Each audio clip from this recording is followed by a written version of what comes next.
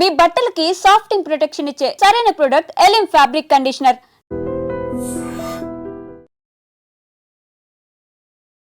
Industrial corridor పాషమైలారంలో సిగాచి ఇండస్ట్రీస్లో జరిగినటువంటి అగ్ని ప్రమాదం ఎందుకు జరిగింది, ఎలా జరిగింది, ఇప్పటికైతే వివరాలు తెలియలేదు. అఫీషియల్గా ఇంకా ఒక ప్రెస్ నోట్ అనేది రిలీజ్ కాలేదు.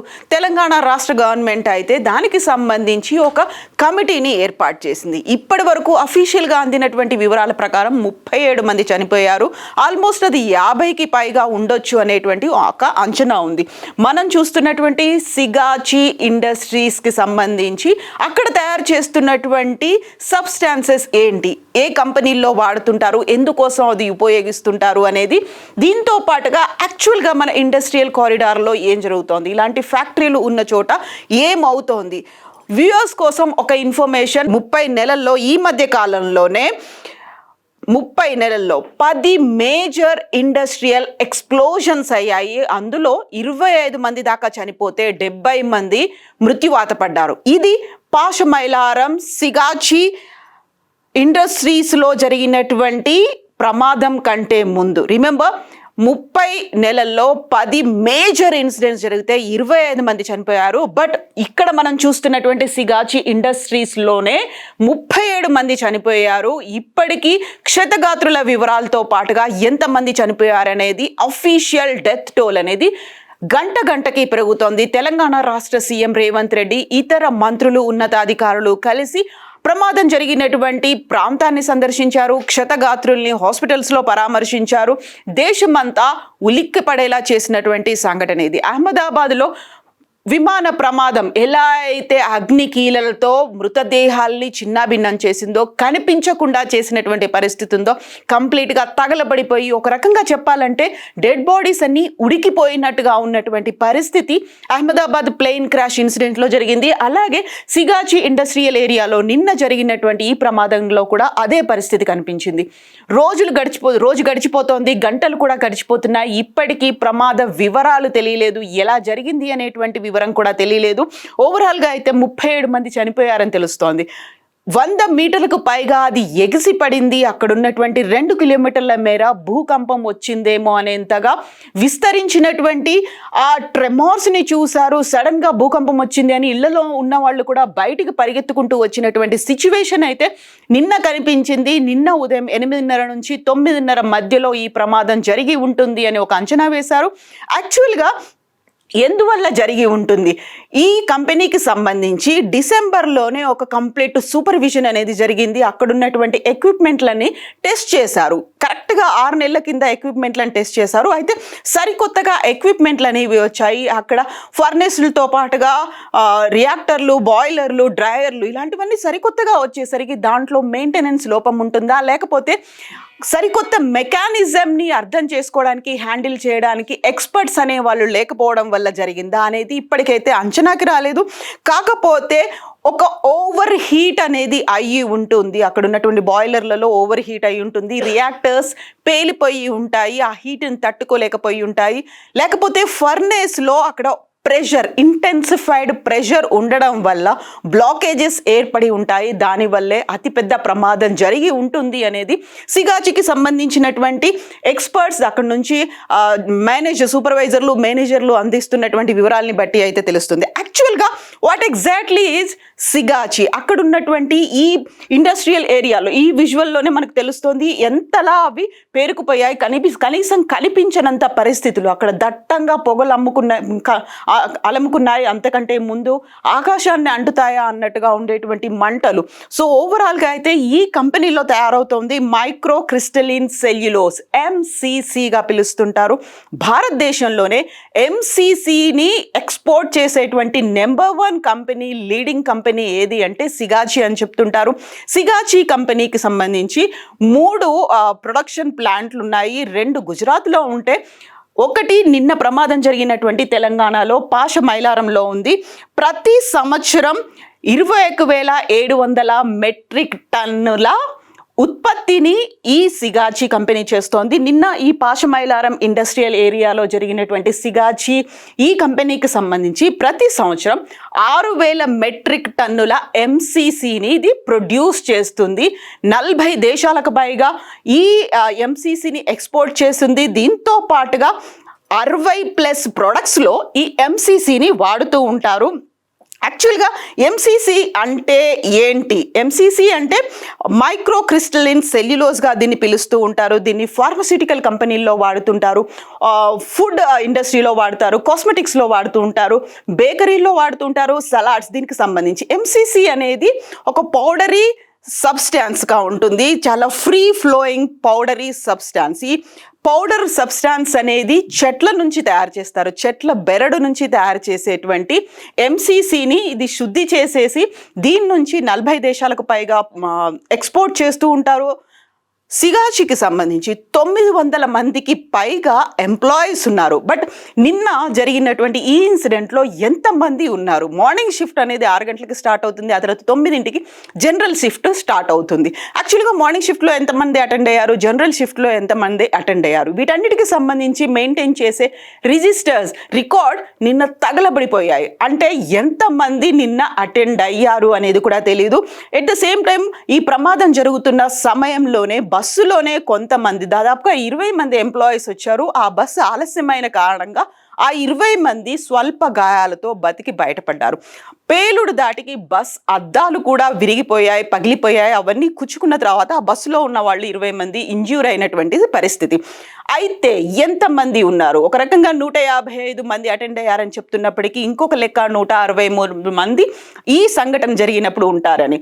సో పేలుడు దాటికి 100 మీటర్ల దూరం వరకు శకలాలన్నీ ఎగిరిపడ్డాయి. ఎక్కడికక్కడ ఖండాలుగా అయినటువంటి మృతదేహాలు, డెడ్ బాడీస్ అనేవి కనిపిస్తున్నాయి. ఆ విజువల్స్ని మేము మీకు చూపించదలుచుకోలేదు, ఎందుకంటే హృదయ విదారకంగా ఉన్నటువంటి ఆ విజువల్స్ ఉన్నాయి. యాక్చువల్గా ఎందుకు జరిగింది, అక్కడ ఎంతమంది ఉన్నారు, ఎందులో లోపం జరిగింది ఇప్పటికైతే ఐడెంటిఫై చేయలేదు. ఒక విచారణ సంఘాన్ని అయితే రాష్ట్ర ప్రభుత్వం ఏర్పాటు చేసింది. ఈ సంఘటన జరిగిన వెంటనే అక్కడ భూకంపం వచ్చిందేమో అని భయపడ్డారు. ఆ తర్వాత పరిస్థితులు అర్థమయ్యాయి. విపరీతమైనటువంటి మంటలు, పొగల తర్వాత సిగాచిలో ఒక ప్రమాదం జరిగింది అనే విషయం తెలిసిన తర్వాత ఎన్డీఆర్ఎఫ్, ఎస్డిఎఫ్ సిబ్బంది, ఆ అగ్నిమాపక సిబ్బంది, అక్కడికి అంబులెన్స్లు అన్నీ అక్కడికి వచ్చినప్పటికి కూడా తరచుగా ఇలాంటి ప్రమాదాలు అనేవి జరుగుతున్నాయి. కాబట్టి కంప్లీట్గా ఎక్విప్డ్గా ఉండాల్సిన అవసరం ఉంది. ఫైర్ సేఫ్టీ, సెక్యూరిటీ మెజర్స్ అనేవి తీసుకోవాల్సినటువంటి అవసరం ఉంది. ఇక సిగాచికి సంబంధించి చూస్తే ఎంసీసీ ప్రోడక్ట్స్లో నెంబర్ 1 ప్లేస్లో భారతదేశంలో ఉంది. ఉన్నటువంటి 3 ప్లాంట్లు, 900 మందికి పైగా ఎంప్లాయీస్ ఉన్నారు. 60 ప్రోడక్ట్స్లో దీన్ని వాడుతూ ఉంటారు. ఇది ప్లాంట్ బేస్డ్ ఫైబర్ ప్రోడక్ట్గా చెప్తూ ఉంటారు. Free flowing powdery substance. ఇది రిఫైన్డ్ వుడ్ పల్ప్ నుంచి దీన్ని తీస్తూ ఉంటారు. ఇక సిగాచికి సంబంధించి 1989లోనే ఈ సిగాచి అనేది ఏర్పడింది. 40 కంట్రీస్కి ఇది ఎక్స్పోర్ట్ చేస్తుంది. ఈ ప్రమాదం జరిగిన తర్వాత 90 రోజుల పాటుగా దీన్ని మూసివేశారు. ఇప్పటికైతే ప్రొడక్షన్ అనేది ఇక్కడ ఆగిపోతుంది. ముందు చెప్పుకున్నట్టుగా 21,700 మెట్రిక్ టన్నుల ఉత్పత్తిని, ఎంసీసీ ఉత్పత్తిని ఈ సిగాచి చేస్తోంది. సో ఇప్పుడు 90 డేస్ అయితే దీన్ని ఆపేశారు. కంప్లీట్గా ఇన్సూరెన్స్ అయితే ఉంది. కావాల్సినటువంటి కవరేజ్లను మేము ఇస్తామని చెప్తున్నారు. ఒకవైపు కేంద్ర ప్రభుత్వం 2 లక్షల ఎక్స్గ్రేషియా ప్రకటించింది ప్రతి ఒక్కరికి. బీహార్ రాష్ట్ర ప్రభుత్వం కూడా ఆ రాష్ట్రాలకి చెందినటువంటి మైగ్రెంట్ వర్కర్లు ఇక్కడికి వచ్చారు కాబట్టి వాళ్ళకు కూడా ఒక్కొక్కరికి 2 లక్షలుగా బీహార్ కూడా అనౌన్స్ చేసింది.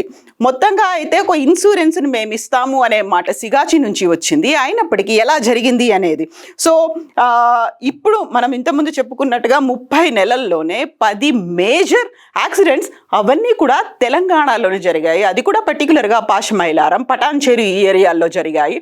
25 మంది చనిపోతే ఇప్పటికే ఈ నిన్న జరిగినటువంటి ఈ సంఘటనలో 37 మంది చనిపోయారు. ఇది ఇంకా పెరిగే అవకాశం ఉంది. యాక్చువల్గా ఎంతమంది నిన్న అటెండ్ అయ్యారు అనేది కూడా ఇప్పటికీ తెలియలేదు. అఫీషియల్గా ఇన్ఫర్మేషన్ అనేది రాలేదు కాబట్టి సో అది ఐడెంటిఫై చేయడం కష్టం. మోర్ ఓవర్ అహ్మదాబాద్ ఫ్లైట్ ఇన్సిడెంట్కి సంబంధించి చూస్తే అక్కడ కూడా మొత్తం డిఎన్ఏ మీదే ఆధారపడాల్సినటువంటి పరిస్థితి. ఇక్కడ జరిగినటువంటి ఈ సంఘటనలో కూడా డెడ్ బాడీస్ ఐడెంటిఫై చేయలేని విధంగా ఉన్నాయి. ఇక సిగాచి ఇండస్ట్రీస్కి సంబంధించి చూస్తే హై క్వాలిటీ ప్రొడక్షన్స్ అనేవి అక్కడ ఉంటాయి. ఇన్నోవేటివ్ సొల్యూషన్స్ని ఫాలో అవుతుంది అనేది పేరు. నెంబర్ 1 కంపెనీ ఎంసీసీని ప్రొడ్యూస్ చేస్తోంది, ఎక్స్పోర్ట్స్ చేస్తున్నటువంటి కంపెనీ ఇండియాలో నెంబర్ 1 కంపెనీ అంటే సిగాచి అని కనిపిస్తోంది. మరి ఇక్కడ ఎలాంటి లోపాలు తలెత్తాయి? సరైనటువంటి ప్రమాణాలు పాటించలేదా, లేకపోతే నిర్వహణ లోపం ఉందా, తీసుకొచ్చినటువంటి సరికొత్త మెకానిజం ఏదైతే ఉందో, సరికొత్త మెషినరీ ఉందో దానికి సంబంధించి ఎక్విప్డ్గా అక్కడ ఉన్నటువంటి సిబ్బంది లేరా, వాళ్ళకి ఆ ఎక్స్పీరియన్స్ అనేది లేకపోయిందా, లేకుంటే క్వాలిఫైడ్ పర్సన్స్ షార్టేజ్ ఉందా, మెయింటెనెన్స్ లోపాలు ఉన్నాయా? డిసెంబర్లోనే ఈ కంపెనీకి సంబంధించి ఒక కంప్లీట్గా మెయింటెనెన్స్తో పాటుగా అక్కడ ఉన్నటువంటి సిస్టమ్స్ వీటన్నిటిని బాగున్నాయా లేదా అనేటువంటి ఒక సూపర్వైజ్ కూడా చేశారు, చెక్ కూడా చేశారు. అయితే కరెక్ట్గా జూన్ 30వ తారీఖు 2025న ఏం జరిగింది? ఇప్పటికీ కూడా $1 మిలియన్ క్వశ్చన్గా మిగిలిపోయింది. ఆల్మోస్ట్ ఒక 100 మీటర్లు ఎగిసి పడినటువంటి డెడ్ బాడీస్ అనేవి అక్కడ ఉన్నాయి కాబట్టి అంతకు మించి ఇంకేదో జరిగి ఉంటుంది. అది తెలుసుకోవడమే ఒక అతిపెద్ద పనిగా మారింది. ఇప్పటికైతే 90 రోజుల పాటు మేము మూసేస్తామని చెప్పినప్పటికి కూడా ఇందులో ఇంకా జరగరానిది ఏదైనా జరిగి ఉంటుందా?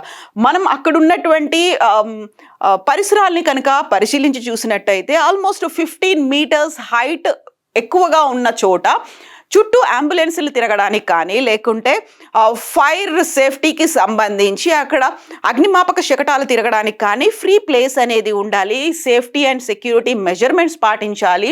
ఫైర్ సేఫ్టీకి సంబంధించి ఖచ్చితమైనటువంటి విధి విధానాలు పాటించాల్సిన అవసరం ఉంటుంది. సో ఇప్పుడు సిగాచికి సంబంధించి అలాంటి మెజర్మెంట్స్ ఉన్నాయా లేదా, యాక్చువల్గా ఏం జరిగింది అనే దాని మీద కూడా పెద్ద ఎత్తున అయితే ఇప్పుడు ఒక చర్చ జరుగుతోంది. అదే ఒక వివాదానికి కూడా కారణమవుతోంది. యాక్చువల్గా అక్కడ ఏం జరిగింది, ఎందుకని 37 మంది చనిపోయారు, ఇంకా ఇప్పటికీ శిథిలాల కింద మృతదేహాలు ఉన్నాయి, ఆ మృతదేహాలు కూడా గుర్తించలేని స్థితిలో ఉన్నాయి, ఎంతమంది అటెండ్ అయ్యారు, నిన్న డ్యూటీస్లో ఎంతమంది ఉన్నారు అనే వివరాలు కూడా ఇంకా తెలీదు. అక్కడ ఉన్నటువంటి లాగ్ బుక్స్, రిజిస్టర్స్, రికార్డ్స్ అన్నీ కూడా తగలబడిపోయాయి. కాబట్టి సో ఎవరైతే మిస్సింగ్ అని చెప్తున్నారో వాళ్ళందరూ ఐదర్ హాస్పిటల్లో ఉన్నారా, లేకుంటే ఆ డెబ్రీస్ కింద ఉన్నారా, ఇప్పటికి కూడా అర్థం కాని అంతుపట్టని విషయం. ఆల్మోస్ట్ ఒక రోజు గడిచిపోయింది, గంటలు దొర్లుతున్నాయి తప్ప ఇప్పటికి కూడా అఫీషియల్గా ఇన్ఫర్మేషన్ తెలియదు. సిగాచి అయితే ఒక 90 రోజుల పాటు ఈ ప్లాంట్ని మూసేస్తున్నాము మెయింటెనెన్స్ కోసం అని చెప్పింది. తమ ప్రొడక్షన్ కోసం ఎఫెక్ట్ పడుతున్నప్పటికి కూడా తీసుకోవాల్సినటువంటి మెజర్మెంట్స్ అని తీసుకున్నామని చెప్తోంది. బట్ ఇలాంటి ఒక బల్క్ డ్రగ్ మ్యానుఫ్యాక్చరింగ్ యూనిట్లో జరిగినటువంటి ప్రమాదం అలార్మింగ్గా ఉంది. ఎట్ ద సేమ్ టైం ప్రభుత్వంతో పాటుగా అక్కడ ఉన్నటువంటి పరిశ్రమలు కూడా దృష్టి పెట్టాల్సినటువంటి అవసరం ఉంది. ఎందుకంటే ఇక్కడ ఒక పారిశ్రామిక వాడ కాబట్టి పెద్ద ఎత్తున ఇతర రాష్ట్రాల నుంచి ఇక్కడికి వస్తూ ఉంటారు. వాళ్ళందరి కోసం కూడా సేఫ్టీ సెక్యూరిటీ చూసుకోవాల్సినటువంటి అవసరం ఉంది. అయితే ఇంత పెద్ద ఎత్తున మంటలు, పొగలు, ఊపిరాడనివ్వనటువంటి పరిస్థితి, రసాయనాలు ఉక్కిరి బిక్కిరి చేస్తున్న టైంలోనే ఉడికిపోయేంతగా ఉన్నటువంటి ఉష్ణోగ్రతల మధ్యలో అక్కడ ఖండఖండాలుగా కాదు ముద్దలుగా అయిపోయినటువంటి డెడ్ బాడీస్ ఊహించడానికే భయానకంగా ఉంది. సో ఇలాంటి పరిస్థితుల్లో ఇంకా ఎన్ని మృతదేహాల్ని బయటికి తీస్తారు? యాక్చువల్గా అవి మృతదేహాలు అని చెప్పడానికి కూడా లేదు, ముద్దలుగా మిగిలిపోయాయి, మాంసపు ముద్దల్ని బయటికి తీస్తున్నారు.